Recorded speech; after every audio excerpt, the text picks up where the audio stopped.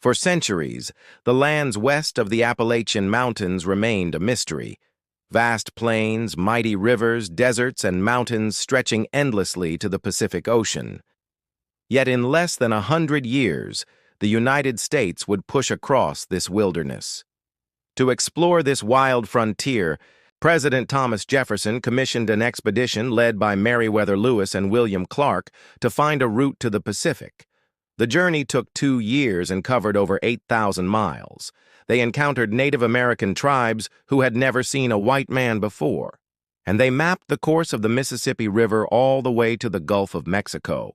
Upon their return, the United States began to industrialize, creating railroads, factories, and farms. The country was transformed from an agrarian society to an industrial powerhouse. But the question remains, why did the United States expand so quickly? To find out, stay tuned for more information. The Louisiana Purchase is a big deal. Like the United States went from this to this almost overnight.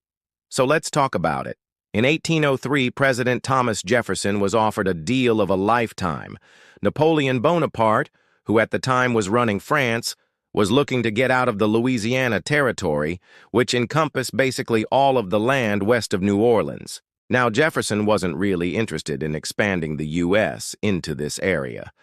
He didn't want more land, he just wanted access to the Mississippi River and the port of New Orleans so that American farmers could keep on farming. But Napoleon was like, no, take the whole thing or leave it. And given that this was an offer that would double the size of the United States, Jefferson eventually took it. The purchase was officially made on April 30th, 1803, and it only cost the U.S. $15 million, which is like half of what I spent on lunch yesterday. But here's the thing, no one really knew what they were buying. Like we know now that the Louisiana Purchase encompassed a massive amount of land, but back then no one had really explored any of it.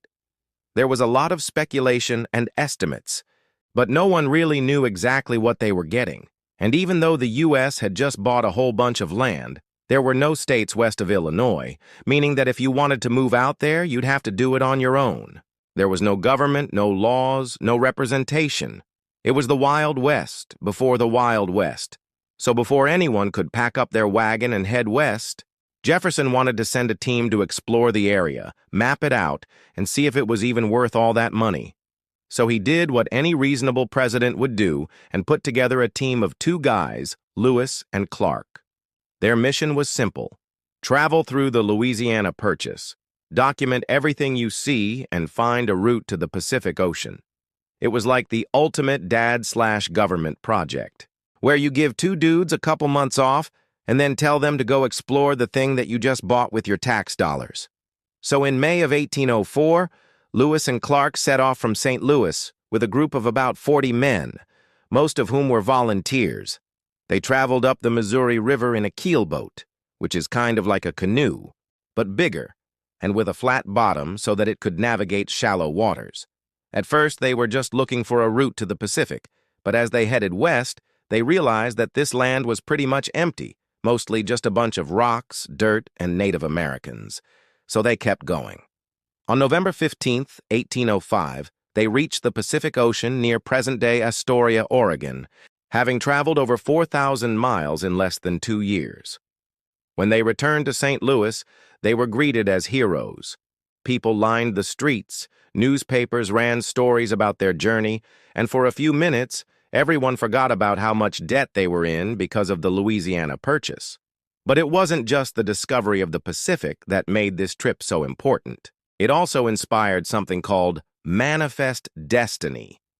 Manifest destiny was basically the belief that God had given the United States the right to expand across the North American continent, like from the Atlantic Ocean to the Pacific Ocean, which is kind of ironic considering that most of the land they crossed was owned by Native Americans. Anyway, after Lewis and Clark, people started heading west in droves. Farmers followed the Mississippi River into the Ohio Valley.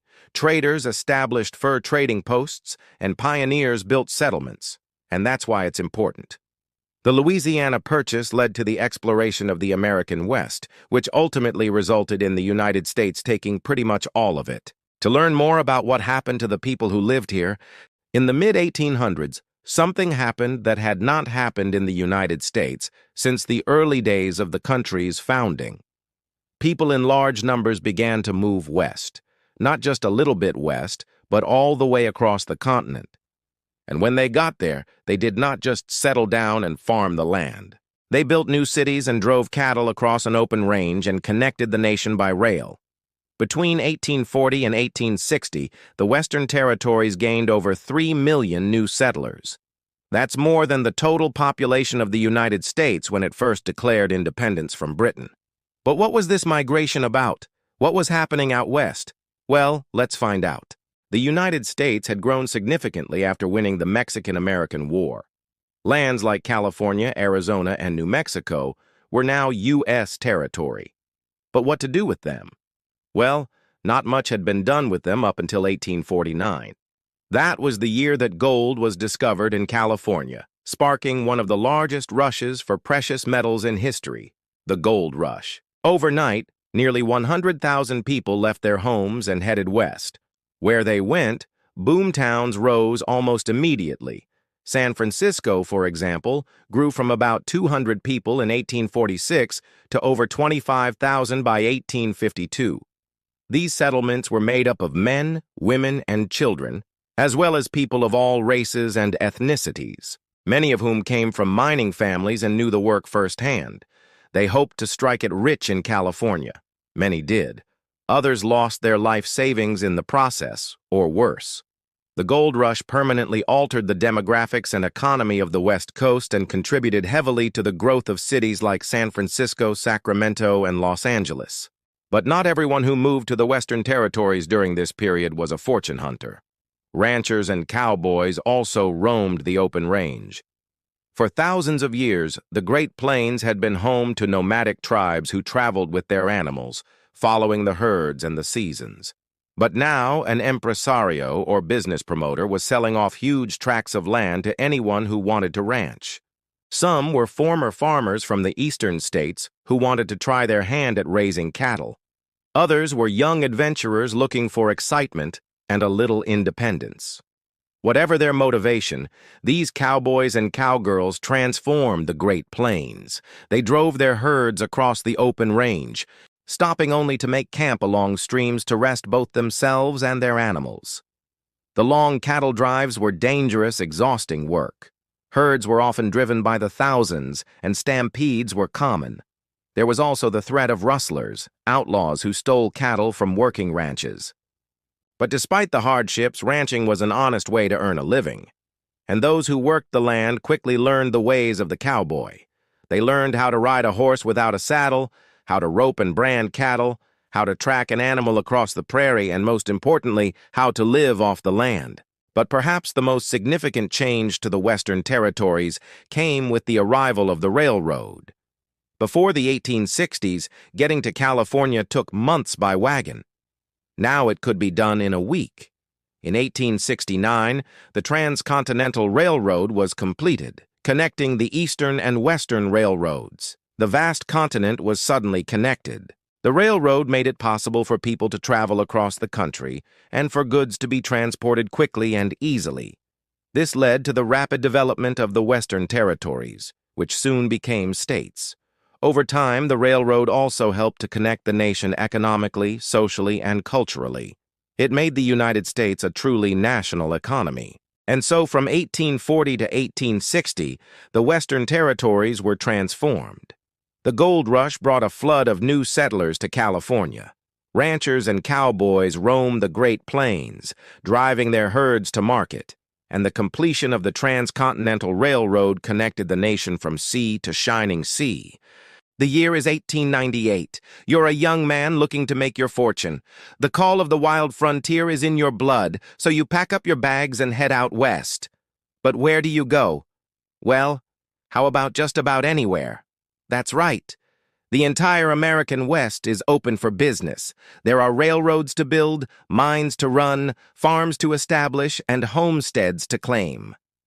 The only catch, it's already occupied. Uh-oh. Looks like you're about to make someone very angry. As the 19th century drew to a close, the United States found itself in a peculiar position. The frontier, that wild, unknown land beyond the settled areas of the country, was nearly gone. Alaska was purchased in 1867, and Hawaii was annexed in 1898. This left only a few small pockets of unincorporated territory. Most of the contiguous United States, that is the part that isn't Alaska or an island, was now officially organized and regulated by the federal government. In other words, the continental United States had reached from one ocean to the other. But this expansion came at great cost. Native peoples were pushed off their lands and forced onto reservations. Landscapes were transformed from wild prairie to farmland, and countless lives were altered forever. The pioneers who ventured west, seeking adventure and opportunity, often displaced the very people who had lived there for generations. Native Americans were subjected to violence, disease, and relocation. As the United States grew, so did its pains. Yet despite all this upheaval, the United States found itself poised on the brink of an exciting new era. In less than 200 years, what began as a small republic of 13 states along the Atlantic coast had grown into a continental power stretching from the Pacific to the Arctic Oceans. No longer would the young nation be confined to the eastern seaboard. Now it could look outward towards the world with vast natural resources, an expansive coastline, and burgeoning industrial might. Only one question remained.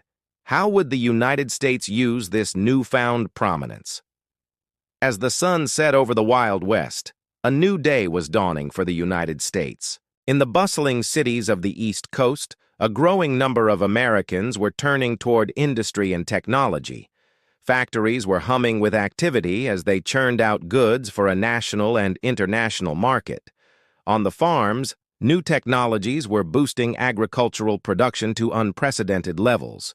And on the railroads, steam engines were thundering across the continent, carrying both people and products to new destinations. This rapid industrialization and economic growth led to the rise of sprawling cities, a surge in immigration, and the emergence of a new middle class. With its vast natural resources, including abundant coal and oil reserves, the United States was quickly becoming a powerhouse of production.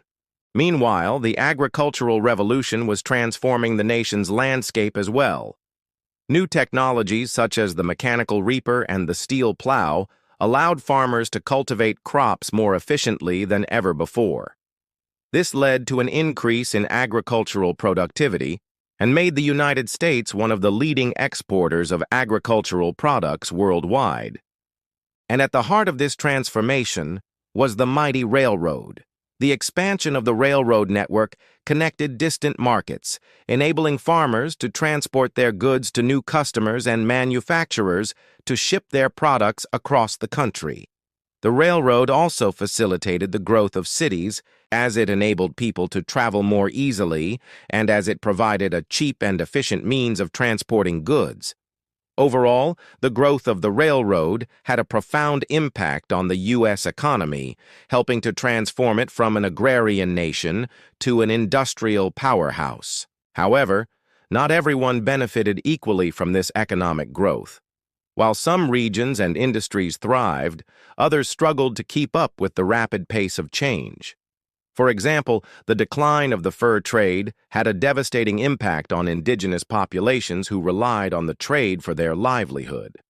Similarly, the rise of industrialization led to the growth of urban slums and the emergence of a new class of industrial workers who faced harsh working conditions and low wages.